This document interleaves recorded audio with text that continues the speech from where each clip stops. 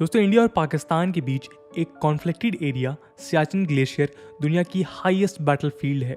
Nearly 18,000 feet की ऊंचाई पर स्थित ये ग्लेशियर अपने सब जीरो टेम्परेचर ही नहीं बल्कि अवलांचेस, क्रीवासेस, हाई स्पीड विंड्स और कई एल्टीट्यूड रिलेटेड एलिमेंट्स की वजह से एक लाइफ थ्रेटनिंग लोकेशन है जहां हर दिन सरवाइव करना खुद में एक चैलेंज है। ईस्टर्न काराकोरम रेंज में लोकेटेड ये 76 kilometre long glacier Karakoram range का लॉन्गेस्ट और वर्ल्ड के नॉन पोलर रीजन का सेकेंड लॉन्गेस्ट ग्लेशियर है।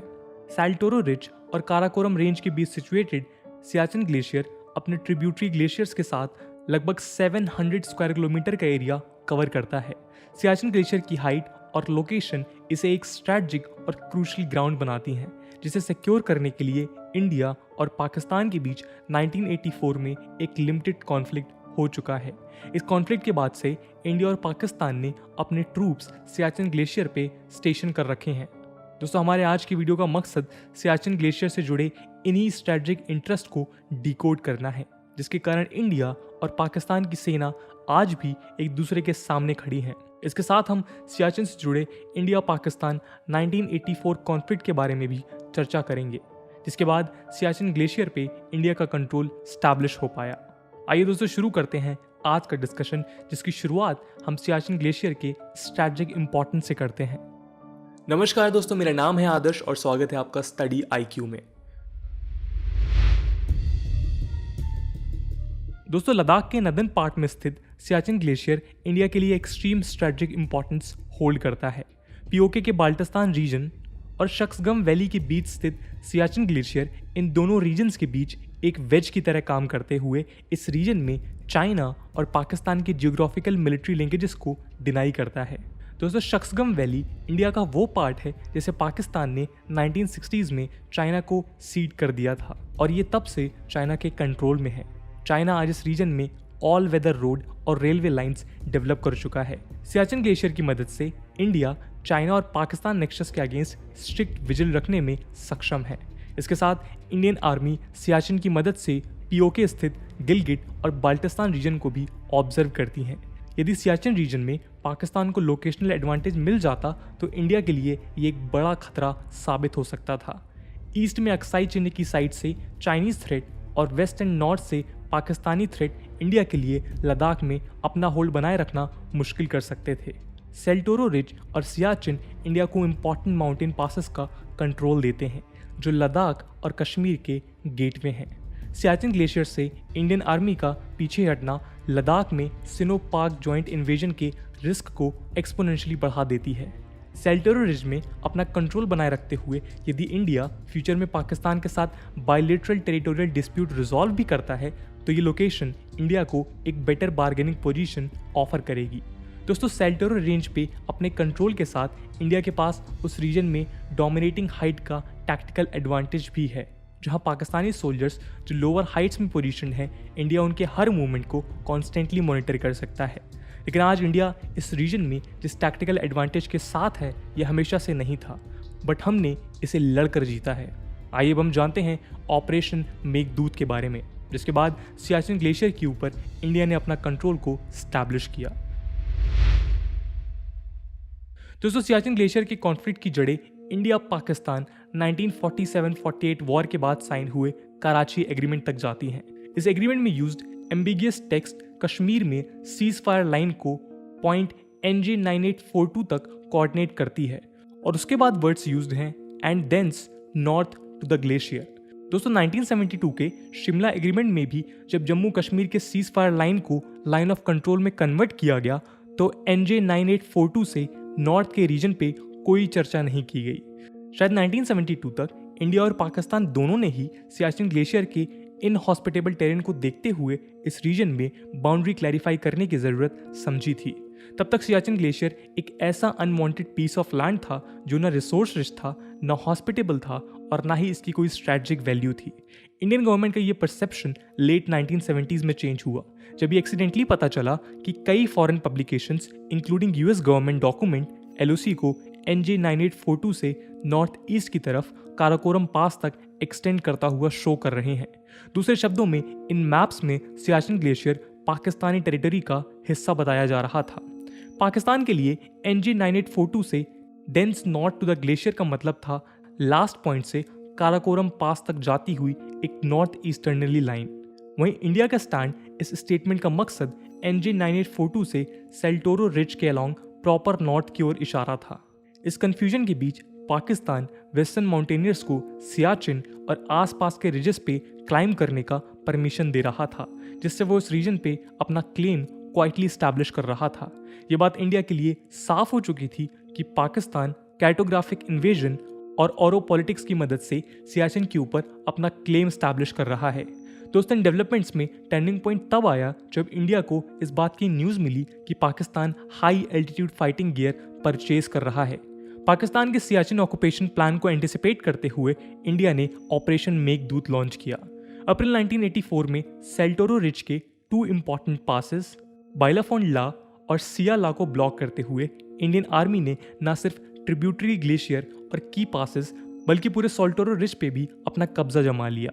तब से आज तक दोनों देशों ने इस एरिया में अपने सोल्जर्स डिप्लॉय कर रखे हैं। जहां इंडिया सियाचिन और सेल्टोरो रिज पे बैठा है, वहीं पाकिस्तान इससे काफ़ी कम ऊंचाई पर और ग्लेशियर से कुछ दूर अपने पोस्ट बनाए हुए है। दोस्तों, 1984 के बाद पाकिस्तान ने 2 ऑल आउट असॉल्ट 1987 और 1989 में सियाचिन पे किए, जिसमें से फर्स्ट असॉल्ट को खुद तब के ब्रिगेडियर जनरल रहे परवेज मुशर्रफ ने लीड किया था।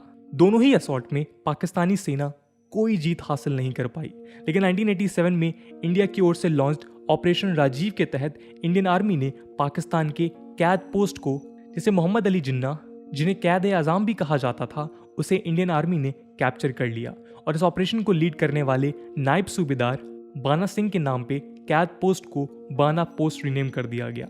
नायब सूबेदार बाना सिंह को इस ऑपरेशन के सक्सेसफुल कंडक्ट के लिए परमवीर चक्र से नवाजा गया। आज 22,143 फीट पे स्थित बाना पोस्ट दुनिया का हाईएस्ट बैटलफील्ड पोस्ट है। 1989 के पाकिस्तानी अनसक्सेसफुल अटैक के बाद सियाचिन में कोई मेजर कॉन्फ्लिक्ट नहीं देखा गया। नवंबर 2003 में दोनों देशों ने मध्यस्थता कर सीज फायर डिक्लेयर किया और एक्चुअल ग्राउंड पोजीशन लाइन यानी कि AGPL स्टैब्लिश की, जो आज इंडिया और पाकिस्तानी पोजीशंस को सेपरेट करती है। इस इवेंट के बाद सियाचिन रीजन में किसी तरह का वायलेशन या एक्सचेंज ऑफ द फायर दोनों साइड से नहीं देखा गया है। दोस्तों, पिछले कई सालों से हालांकि इस रीजन में कोई सीज फायर वायलेशन नहीं हुआ है, लेकिन दोनों ही देशों के कई सोल्जर्स ने अपनी जानें गंवाई हैं। सियाचिन ग्लेशियर की हॉस्टाइल टेरेन और एक्सट्रीम वेदर इन डेथ्स की जिम्मेदार हैं। -60 डिग्री तक जाने वाले टेम्परेचर और 300 किलोमीटर पर आवर से भी ज़्यादा तेज चलने वाली ब्लिजार्ड्स यहाँ सर्वाइवल बेहद कठिन बना देती हैं। इस हाइट पे ऑक्सीजन की कमी नॉर्मल ब्रीदिंग को भी एक टफ बैटल बना देती हैं। High altitude, cold weather, less oxygen, इन सब के कंबाइंड एफर्ट्स के कारण severe depression, hallucination, memory loss, frostbite, pulmonary और सेरेब्रल एडिमा या डेथ भी विटनेस किए गए हैं। दोस्तों, अब तक नेचुरल कॉजेज से 2000 से ज़्यादा इंडियन और पाकिस्तानी सोल्जर्स की डेथ इस रीजन में हो चुकी है। इसके साथ सियाचिन ग्लेशियर में अपने ट्रूप्स को पोजीशन रखने में गवर्नमेंट ऑफ इंडिया द्वारा लार्ज फाइनेंशियल कॉस्ट भी बियर किया जाता है।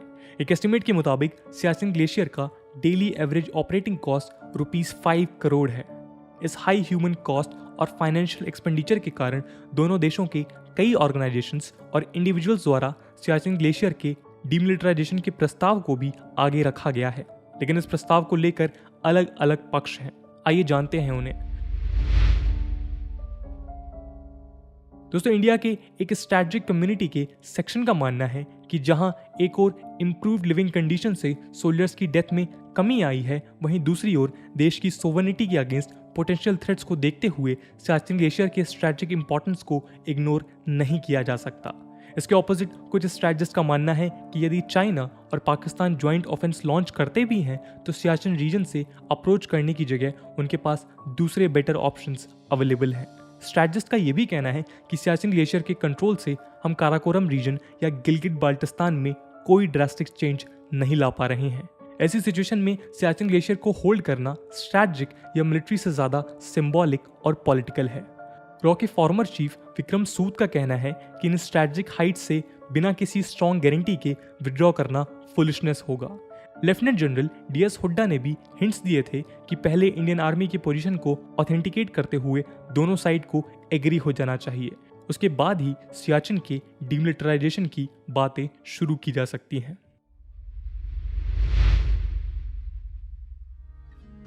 दोस्तों ये थी कहानी सियाचिन ग्लेशियर की, जहां एक और इंडिया इसे अपनी राइटफुल टेरिटरी क्लेम करता है, पाकिस्तान इसे इंडियन ऑक्यूपेशन ऑफ सियाचिन मानता है।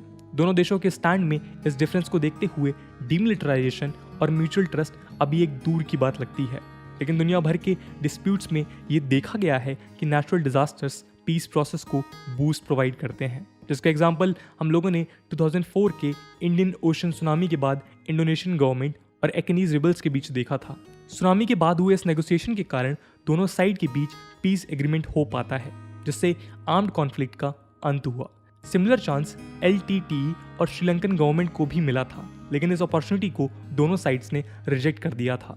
2012 में जब पाकिस्तान के 129 पाकिस्तानी सोल्जर्स एक एवेलांच में मारे गए थे, तो सियाचिन को लेकर सिमिलर नेगोशिएशंस की उम्मीदें की गई थी, जो नहीं हुई। चाइना के चाइना पाकिस्तान इकोनॉमिक कॉरिडोर यानी कि CPEC के इस रीजन के थ्रू पास होने से नेगोशिएशंस और कठिन दिखाई दे रहे हैं। दोस्तों आपके ओपिनियन के हिसाब से क्या सियाचिन का डिमिलिटराइजेशन करना ज़रूरी है, या फिर हम पाकिस्तान पे अभी के लिए भरोसा नहीं कर सकते? कमेंट सेक्शन में ज़रूर बताइएगा। आज की वीडियो के लिए इतना ही। आई होप आपको वीडियो पसंद आई होगी, और अगर पसंद आई है तो अपने दोस्तों के साथ शेयर करना मत भूलिएगा। हम मिलते हैं अगले वीडियो में, तब तक के लिए जय हिंद, जय भारत।